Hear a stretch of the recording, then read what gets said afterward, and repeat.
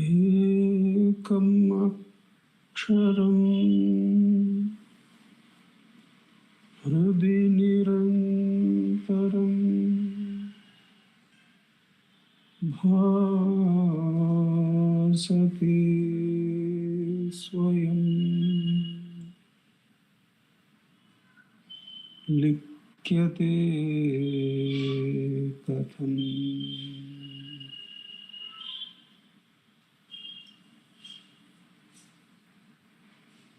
हृदयकुहर मध्ये केवलं ब्रह्ममात्रम् जहम् अहम् इति साक्षात्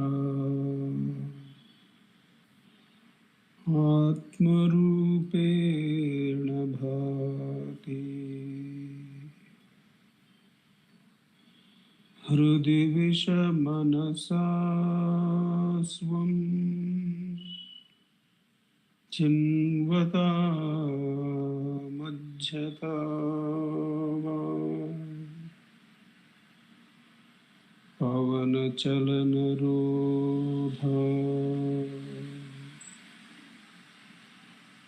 आत्मनिष्ठो भवत्वम्।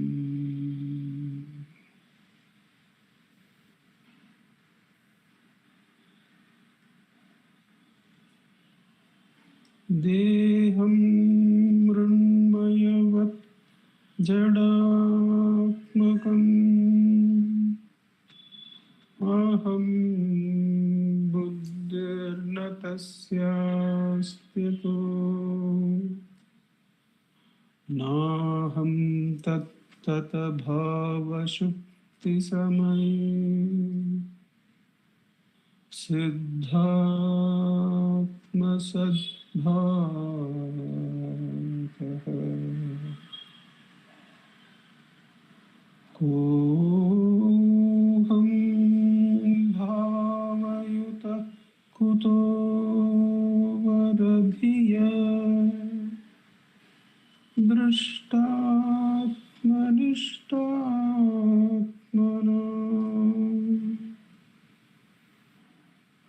सोऽहं स्फूर्तितया अरुणाचलशिवः पूर्णो विभाति स्वयम्।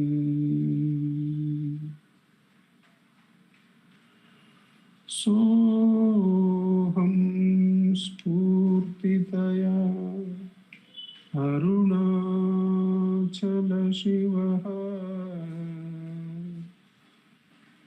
पूर्णो विभाति स्वयम्।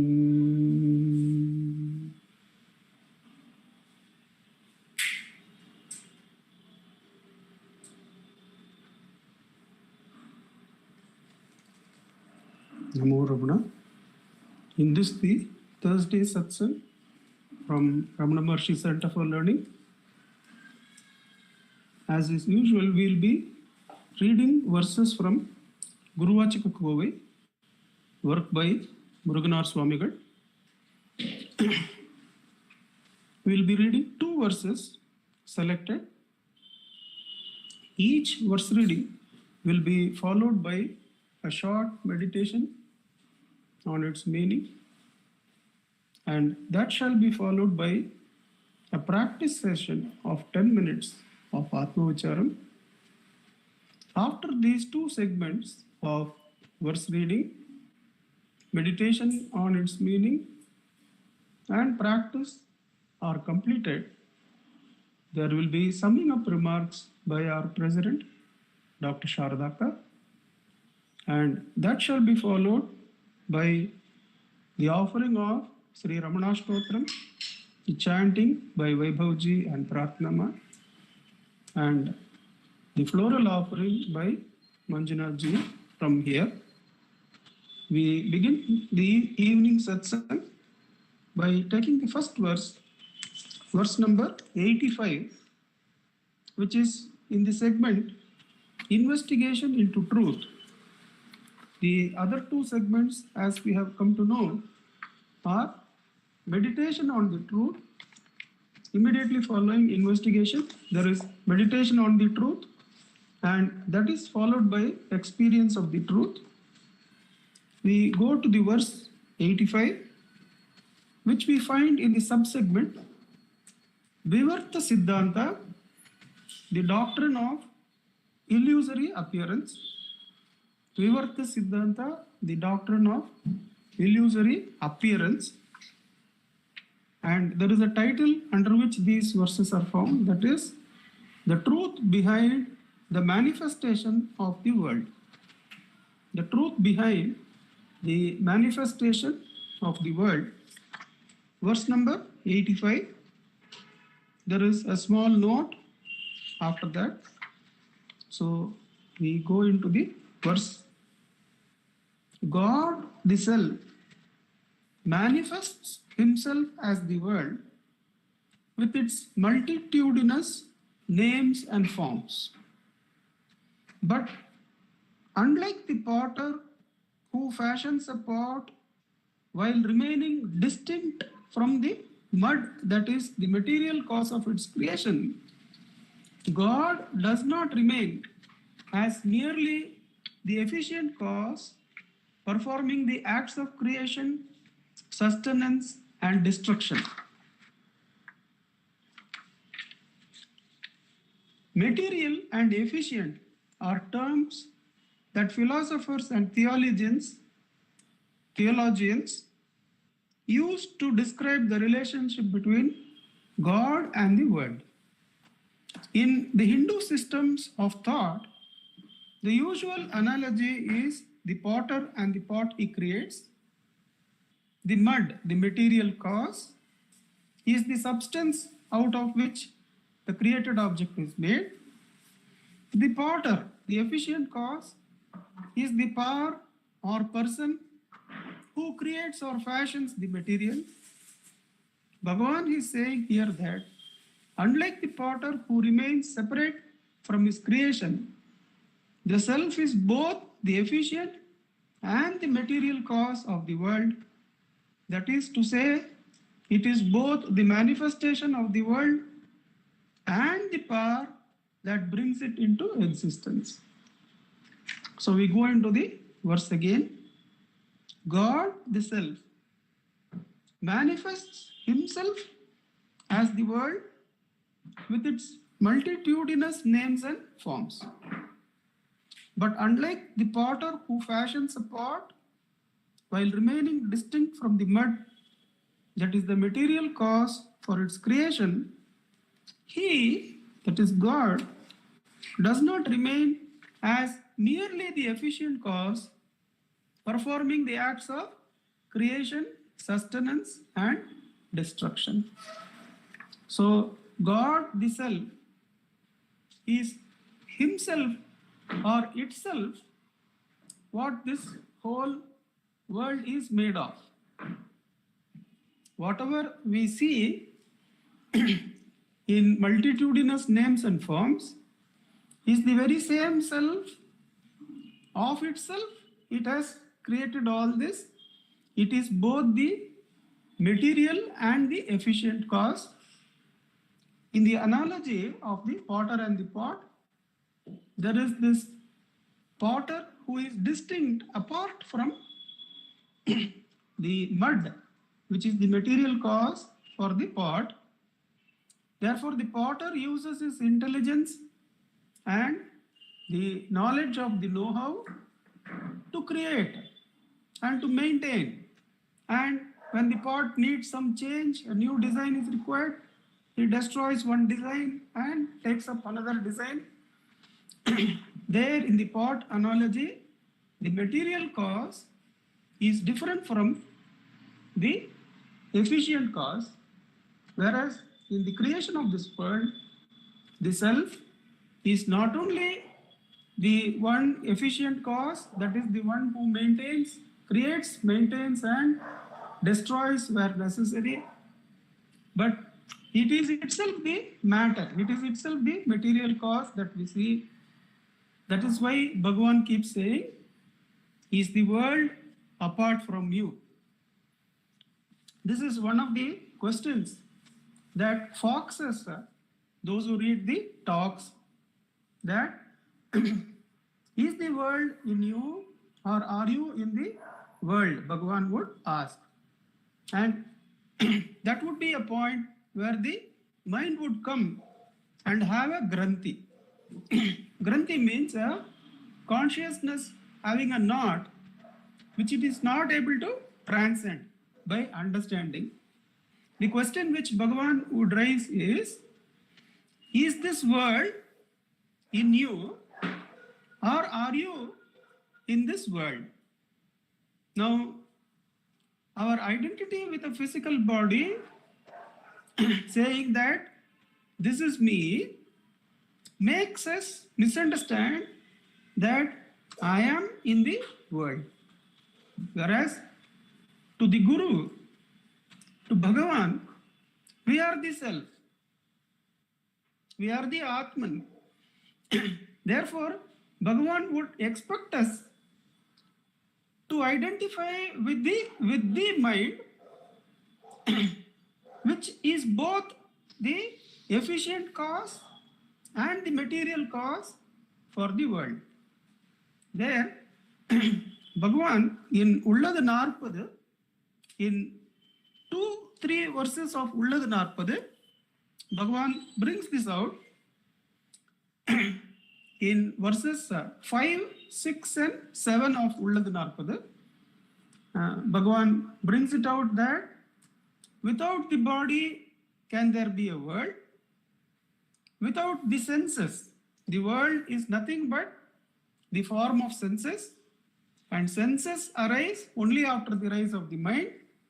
Therefore, this world that you see is nothing but made of mind stuff, made of thought stuff. Manomayam tat bhuvanam vadamaha. That means this whole world is in the mind.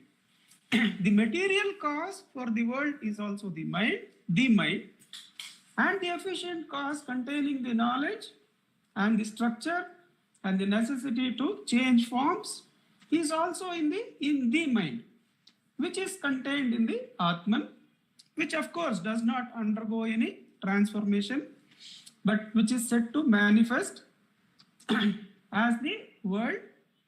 That's why in many situations Bhagavan would ask, are you in the world or is the world in you? He would expect us to identify with the mind, which is both the material cause and the efficient cause for the creation. What it does is it helps us to turn inward. If we understand that granthi, that the world is in us, that granthi being crossed helps us to turn inward in a very significant way. You can understand that so far as we feel that we are this body and the consciousness stuck within the body, being trapped by circumstances which are far, far, far greater than us, then each moment becomes a moment of difficulty, a moment of pressure from other forces, a moment of adjusting with the outside pressures. Whereas when the inner identification shifts from the one who is trapped inside the body to the mind, to the Atman, then we find that this world is nothing but thoughts inside us. There is a conversation between a lady from Chennai who is the daughter of a solicitor. In the talks, we find this talk, this exchange. That lady asks of Bhagavan, why should I do self-inquiry? You ask us to do self-inquiry. Why should I do self-inquiry? Then Bhagavan will respond, yes, why should you do? You just remain still with the mind. That is enough. If you are still in the mind, then if the mind is still, then you are really happy. You don't need self-inquiry, he says. Something like that. I am only paraphrasing. Then the lady says, no, no, it is so difficult to still the mind. The mind is so active and disturbing in nature, it is difficult to still the mind. Bhagavan says that is why self-enquiry is given. Self-enquiry is given to do this tough task of stilling the mind. Then the lady asks, what do you mean that if I still the mind, everything is all right? Is this world only thoughts? Bhagavan says, why do you worry from where the world arises? You see where from you arise. Are you arising from the body or are you arising from the origin of thoughts? She will not be satisfied. No, no, I want to know, is this world only made of thoughts, which I can understand are inside me? Bhagavan says, in deep sleep, there is no body, there is no mind, therefore there is no world also. The moment you rise up, there are thoughts, and from thoughts you identify with the body, and then the world arises. Therefore, what else can the body and the world be made of except thoughts? Both the body and the world are only manomayam. The material stuff is only manomayam. Therefore, the mind is the material cause and the efficient cause. Now, both these have to subside in the source, the self, because the verse says it is the self which appears to have manifested. Because this chapter is the illusory appearance of the world, or pratibhasika satya, or vivartavada. Earlier in this discussion, in the book, the authors would have said Bhagavan's real teachings are ajatavada. Ajatavada means the self has not undergone any change. There is no creation, there is no maintenance, there is no destruction. There is only the Atman. But ajatavada cannot be communicated in words. It cannot be understood by those who cannot follow the Mauna Upadesha. Therefore, Bhagavan gives us a stepping down by giving the Vivartavada, that, okay, you see the world, but understand that the world is only an illusory projection of the mind. Therefore, to find its reality and find your reality, go to the source of the I. There itself is the source of the world and the source of the mind. Now, this is a big relief for those who are sadhakas. This is a big granthi to cross, because we imagine our source may be here at the source of the I thought, but the whole world is there and all my problems are there. How to solve them may be the granthi. But that granthi can be overcome when we understand that the source of the I thought is the source of the world also. Simultaneously with the I thought being destroyed and abundance in self is there, the world also merges into the self. The simultaneous submergence of the I and the world is the submergence of all the three, the world, the individual, and God, into the self. Atma Ucharam is the direct method for reaching the source of this illusory appearance called the world, of which the material and efficient cause is the mind, of which the self is the cause. Atma Ucharam takes us to the self, from Manomayam to Atmamayam. The self alone is, when the self alone is realized, who am I has no use. Like the stick used to stir a funeral pyre, Bhagavan says, that stick also gets destroyed and has no more use, and self alone is. With Bhagavan's immense grace, let us sit in practice of Atma Ucharam for 10 minutes. Revatima, you will be able to help us out with the time. Thank you.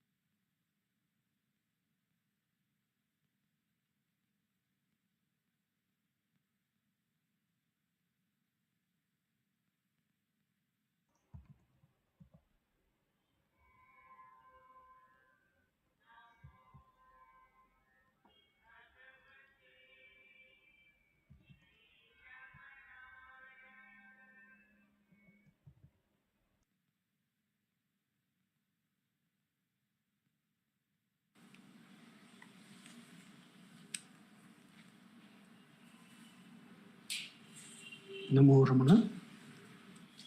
We go on to the second verse selected for us. Verse number 1106. 1106. This we find in the segment Experience of the Truth. This is under the subsegment Those who are in Sahaja Nishtha, established in the natural state. Those who are in Sahaja Nishtha, established in the natural state. Verse number 1106. The pure mind of the jnani, which exists and shines as the witness, is a mirror that reflects even the impure thoughts that arise in his presence, in those whose minds are completely warped. Thus, he mystifies the minds of others in his presence by giving the impression that he is a deluded person. Impure thoughts that arise in his presence, in those whose minds are completely warped. Thus, he mystifies the minds of others in his presence by giving the impression that he is a deluded person. So the identity of the jnani, the pure mind of the jnani, is that of a sakshi, and that too of the sakshi of the purity itself, of the cleanliness itself, of the thought-free state itself. Therefore, into that presence, when someone who is in the sadhana state comes, then those impure thoughts are also reflected in the mind of the jnani. Once, in the very early days, I think, of Sivaprakasham Pillai coming to Bhagavan, Sivaprakasham Pillai says that in his mind an impure thought arose. An impure thought arose in his mind. And Bhagavan did not directly point it out, but a dog had come with a piece of bone in his mouth into the place where they were. And Bhagavan strongly tells to the dog, if you want to carry such impure things, do not come here. And that instruction is clearly understood by Sivaprakasham Pillai, that it is directed to him, that association with such thoughts should be removed by him. That's what he records. Sivaprakasham Pillai records, I could understand from Bhagavan scolding the dog that he was giving me instruction that when these impure thoughts arise, I should remove them by Atma Vicharam. That's what he records. So in the Sannidhi, am I audible? Yes, sir, you are audible. Okay. Yes, sir. Yes, sir. In the Sannidhi of the jnani, who is a sakshi, that too a sakshi of the source or the purity of the mind, the thoughts of those present are reflected as in a mirror. So, Sivaprakasham Pillai not only understood the instruction, but he also understood that Bhagavan could feel his thought. Bhagavan could feel his thought. Not only just the jnani feel the thought, but he also understands that it is not his thought. Now, therefore, he is able to instruct. There was another incident in the Sannidhi of Shirdi Sai Baba, which is also recorded, that one of his senior devotees is seated nearby, and something happens there where the devotee's mind takes an impure thought about a visitor and immediately he is given a blow in the back. Why? Why do you want to take such a thought? Like that. And Seshadri Swamigal is another one who is known to be able to find out the thought that is going on, the thought energy or the thought form that is going on in his presence, in the presence. he had that ability because his own mind was completely witnessing the purity.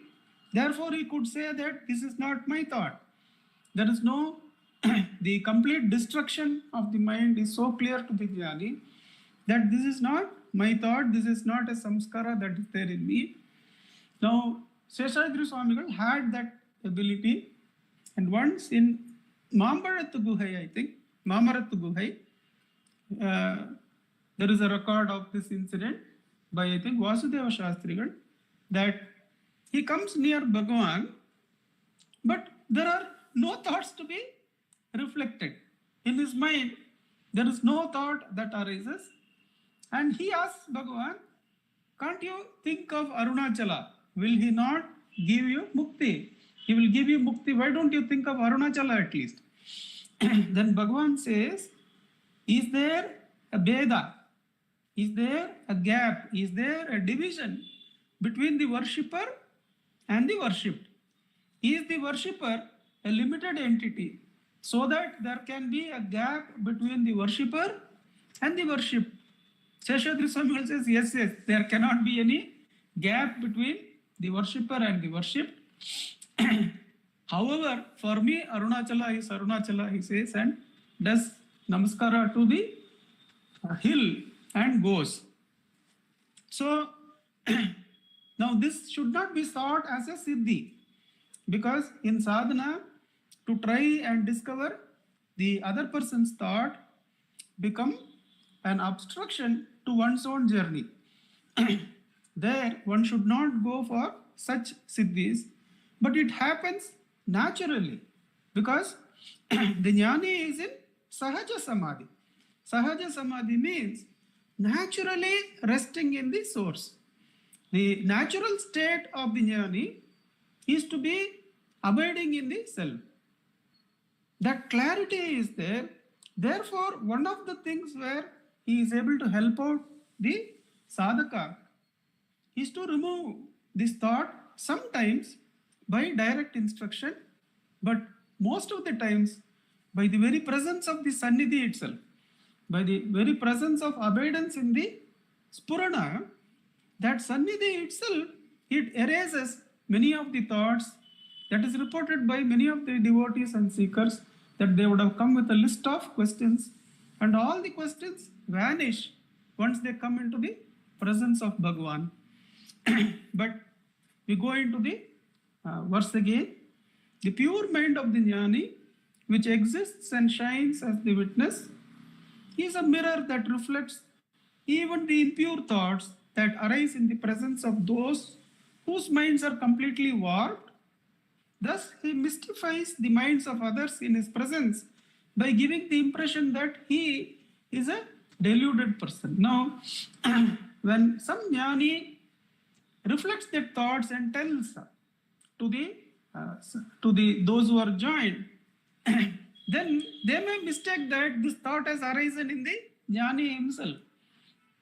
Why is Bhagavan talking about this topic? Now, this verse is clearing to us that the jnani is only responding to the spoken or unspoken thoughts that are there in the in his sannidhi. When a devotee has a thought, most of the times Bhagavan responds in the talks as a response to those questions asked. But there are a few talks where Bhagavan is said to talk extempore on some issue by himself. Now there we can take that there is an indirect prayer, there is an indirect request of Bhagavan by one of those present, and many report that I had thought of asking Bhagavan this question, but somehow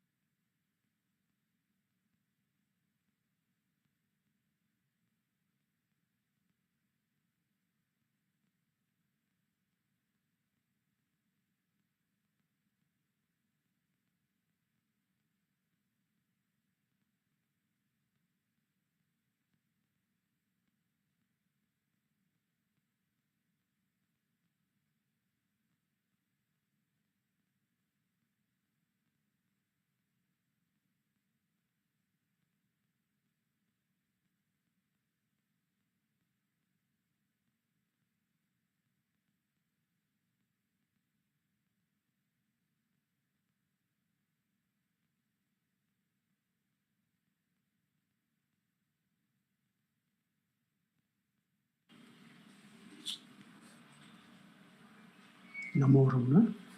I request our President, Dr. Shardaka, to give us the summing of remarks. Namo Ramanaka. Namo Ramana. Prostrations to Ramana, shining as a self in all beings. By the immense grace of the self manifest as Ramana, we are meditating on Bhagavan's teachings, and we have been blessed with the practice of self-inquiry. And Bhagavan is talking to us in the second verse about how the Jivan Mukta, the Jnani, is a pure reflection of the entire universe. And there are many instances which come to mind. There is one instance, of course, where somebody did something wrong and came to Bhagavan's presence, just like the instance of Shiva Prakasham Pillai, which is narrated by Nandakumar ji. And Bhagavan did not say anything, but he said, some people think Swami does not go anywhere, Swami does not know anything. They do not realize that the moment they enter the hall, their mind is like an open book. So everything is a sarvajna, obviously.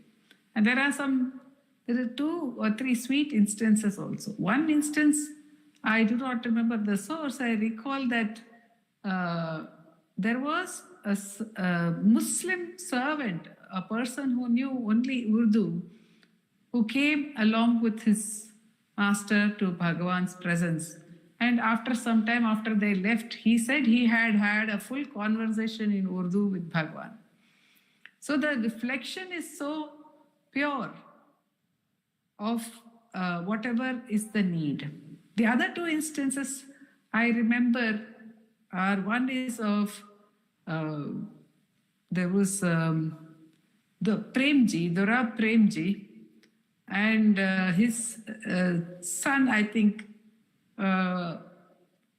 his son is probably Durab, I don't know. The Premji's son was there, he was a child, and he was there and he was served idlis and he did not want to eat them. The idlis were served for breakfast. And Bhagavan said, put sugar, coat the idlis in sugar and ghee and give it to him and he would enjoy it. And that was the case, he enjoyed it. Another instance, this was narrated by Ganeshan Anna. Another instance which Ganeshan Anna narrated was about himself. He said when he was about 3 years old or something, he had a fascination.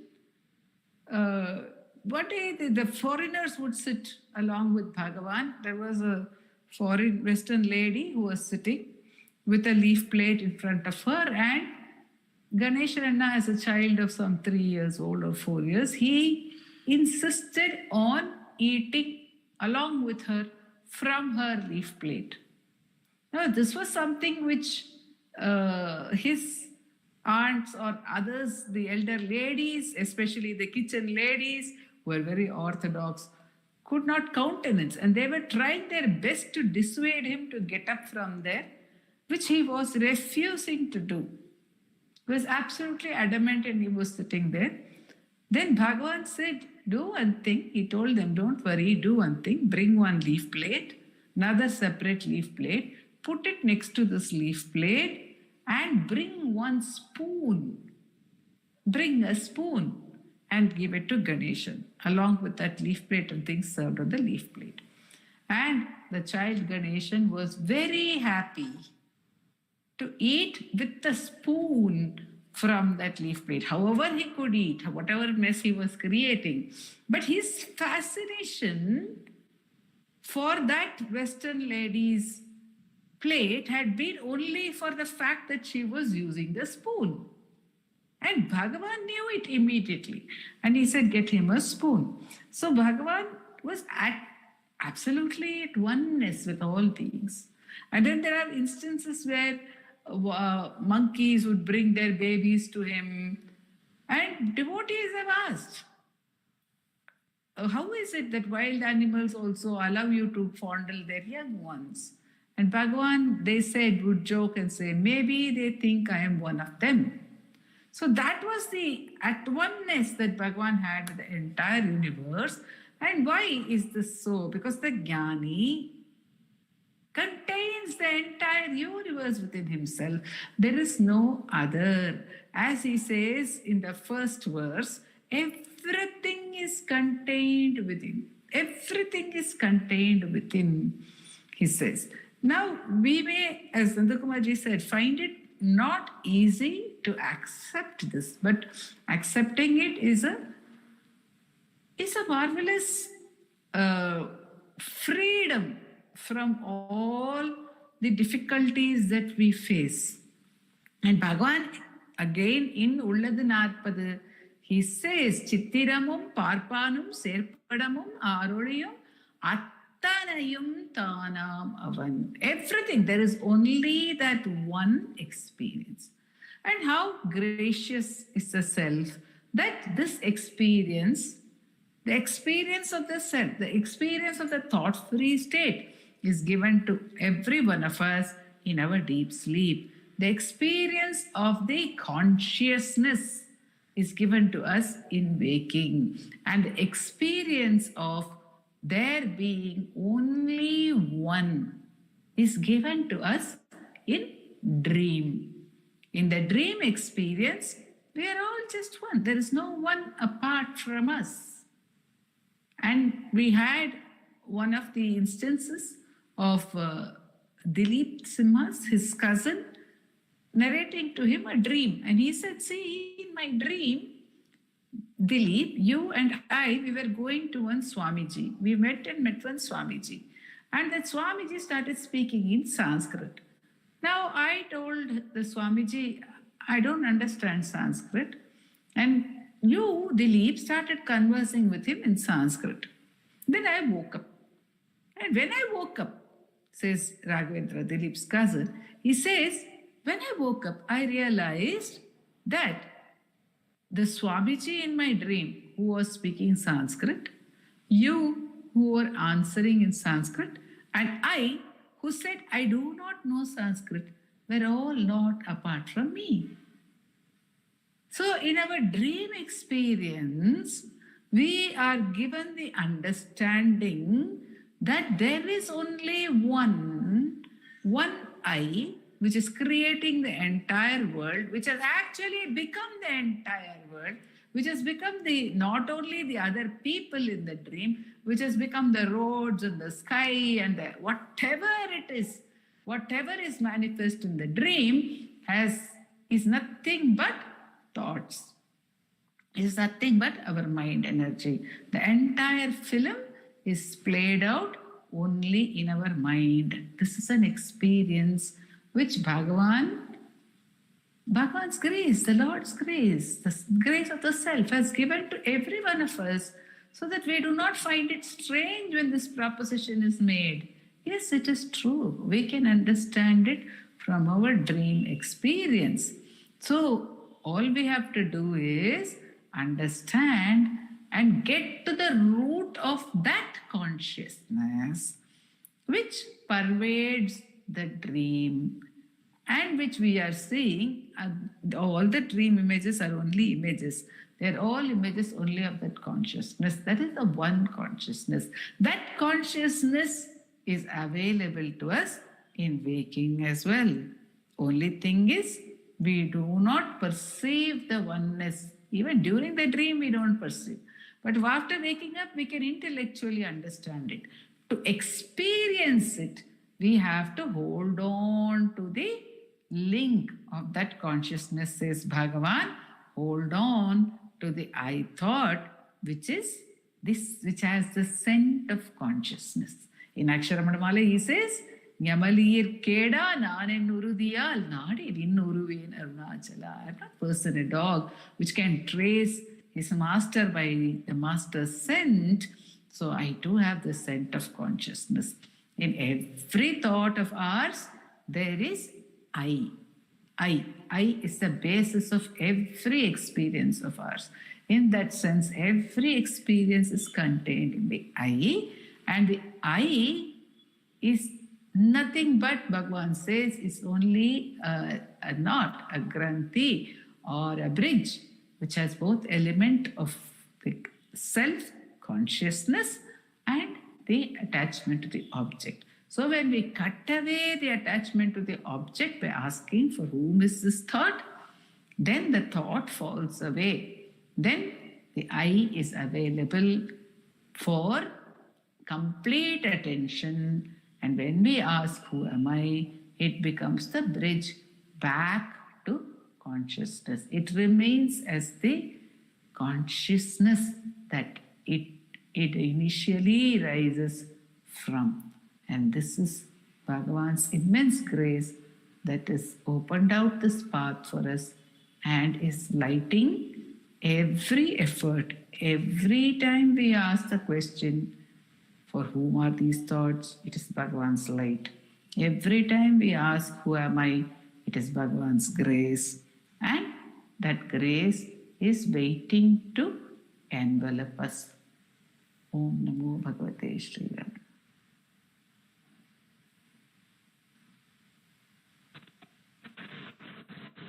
Namo Ramanaka. Namo Ramana. May I request Vaibhavji and Pratnama to start the chanting?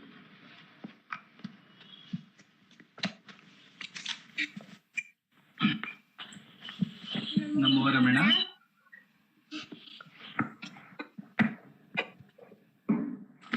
Bhardwaj Vishwanath विरचितं श्रीरमणाष्टोत्तर शतनामावली अपार सच्चित् सुखवारिराशे यस्योर्विमात्रं भुवनं समस्तं गुहाहितं तं रमणं गभीरं चिन्ताविहीनं हृदि चिन्तयामि। ॐ महांसेनं जाताय नमः। ॐ श्रीरमणाय नमः। ॐ गुरवे नमः। ॐ अखण्डसंविदाकाराय नमः। ॐ महौजसे नमः। ॐ कारणोद्भवाय नमः। ॐ जगद्धितावताराय नमः। ॐ श्रीभूमिनाथस्थलोत्थिताय नमः। ॐ पराशरकुलोत्तंसाय नमः। ॐ सुन्दरार्यतपःफलाय नमः। ॐ कमनीयसुचारित्राय नमः। ॐ सहायाम्बा सहायवते नमः। ॐ शोणाचलमहोलीनमानसाय नमः। ॐ स्वर्णहस्तकाय नमः। ॐ श्रीमद्द्वादशान्तमहास्थले लब्धविद्योदयाय नमः। ॐ महाशक्तिनिपातेन प्रबुद्धाय नमः। ॐ परमार्थविदे नमः। ॐ तीव्राय नमः। ॐ पितृपदान्वेषिणे नमः। ॐ इन्दुमौलिना पितृमते नमः। ॐ पितरादेशतः शोणशैलं प्राप्ताय नमः। ॐ तपोमयाय नमः। ॐ उदासीनाय नमः। ॐ महायोगिने नमः। ॐ महोत्साहाय नमः। ॐ कुशाग्रधिये नमः। ॐ शान्तसङ्कल्पसम्भ्रमाय नमः। ॐ सुसन्दृशे नमः। ॐ सवित्रे नमः। ॐ स्थिराय नमः। ॐ तपक्षपितसर्वाङ्गाय नमः। ॐ पुल्लाम्बुजविलोचनाय नमः। ॐ चन्द्रिकासितहासश्रीमण्डिताननमण्डलाय नमः। ॐ चूतवाट्यां समासीनाय नमः। ॐ चूर्णिताखिलविभ्रमाय नमः। ॐ वेदवेदान्ततत्त्वज्ञाय नमः। ॐ चिन्मुद्रिणे नमः। ॐ त्रिगुणातिगाय नमः। ॐ विरूपाक्षगुहावासाय नमः। ॐ विराजतचलाकृतये नमः। ॐ उद्दितनयनाय नमः। ॐ पूर्णाय नमः। ॐ रचिताचलताण्डवाय नमः। ॐ गम्भीराय नमः। ॐ परमाचार्याय नमः। ॐ सुप्रसन्नाय नमः। ॐ अभयप्रदाय नमः। ॐ दक्षिणास्य निभाय नमः। ॐ धीराय नमः। ॐ दक्षिणाभिमुखाय नमः। ॐ स्वराजे नमः। ॐ महर्षये नमः। ॐ भगवते नमः। ॐ ईड्याय नमः। ॐ भूमविद्याविशारदाय नमः। ॐ विमलाय नमः। ॐ दीर्घदर्शिने नमः। ॐ आप्ताय नमः। ॐ ऋजुमार्गप्रदर्शकाय नमः। ॐ समदृशे नमः। ॐ सत्यदृशे नमः। ॐ सत्याय नमः। ॐ प्रशान्ताय नमः। ॐ अमृतविक्रमाय नमः। ॐ सुकुमाराय नमः। ॐ सदानन्दाय नमः। ॐ मृदुभाषिणे नमः। ॐ दयार्णवाय नमः। ॐ श्रीशोणाचलऋद्बोधस्कन्दाश्रमनिकेतनाय नमः। ॐ सद्दर्शनोपवेष्ट्रे नमः। ॐ सद्भक्तवृन्दपरिवृताय नमः। ॐ गणेशमुनिवृन्देन सेविताङ्घ्रिसरोरुहाय नमः। ॐ गीतोपदेशसारादिग्रन्थसञ्चिन्नसंशयाय नमः। ॐ वर्णाश्रममतातीताय नमः। ॐ रसज्ञाय नमः। ॐ सौम्याय नमः। ॐ आत्मवते नमः। ॐ सर्वावनिमतस्थानाम् आराध्याय नमः। ॐ सर्वसद्गुणिने नमः। ॐ आत्मारामाय नमः। ॐ महाभागाय नमः। ॐ मातृमुक्तिविदायकाय नमः। ॐ विनताय नमः। ॐ विनुताय नमः। ॐ विप्राय नमः। ॐ मुनीन्द्राय नमः। ॐ पावकोज्ज्वलाय नमः। ॐ दर्शनादगसंहारिणे नमः। ॐ मौनेन स्वात्मबोधकाय नमः। ॐ निश्चान्तिकरसान्निध्याय नमः। ॐ स्मरणाद्बन्धमोचकाय नमः। ॐ अन्तस्तिमिरचण्डांशवे नमः।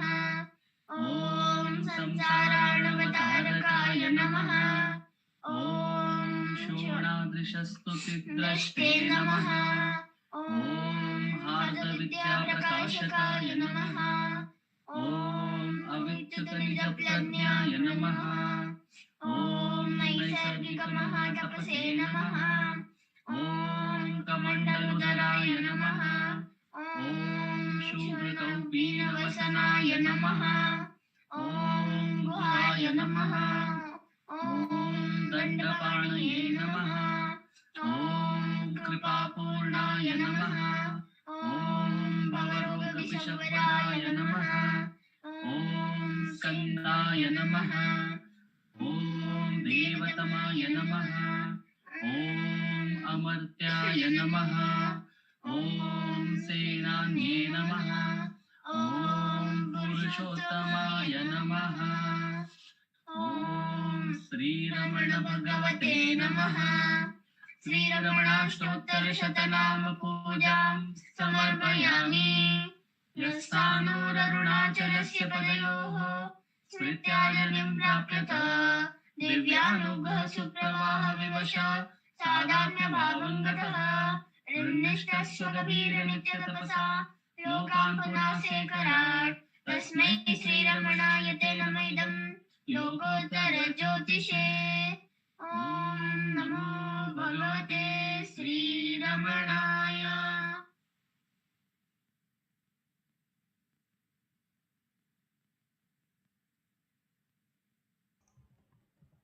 नमो नमो नमो रमण सदाशिवप्रभावरण नमो महर्षि नमो महर्षि दर्शनसुखमङ्गलमुखसकलजीवहितसम्मुख ब्रह्मसङ्गिये सदा तुष्ट सदा हृष्ट सदा शिवानन्दपुष्ट परममहर्षि ब्रह्मनिष्ठ समदर्शी नमो नमो नमो रमण सदाशिव प्रभावरण नमो महर्षि नमो महर्षि ನಮ್ಮ ಮನವದೊಂದು ಕಾಡು ನೀನರಿತಿಹೆ ಅದರ ಜಾಡು ಹಿತವನರಿತು ನೀಡುತ್ತೆಮ್ಮ ಕೊರೆಯ ತಣಿಸಲೈ ಬೇಡಲೆಂದು ಬಂದ ನಾವು ನೋಡಿಯೇ ತಣಿವೆವಯ್ಯ ಮೋಡಿಗಾರನೇ ಹಿತವನುಡಿದು ಪೊರೆ ನಮ್ಮನು ಬ್ರಹ್ಮ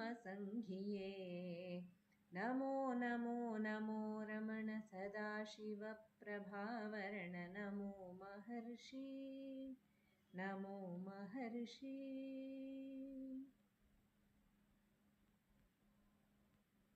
बोलो भगवान श्री रमण महर्षि की जय।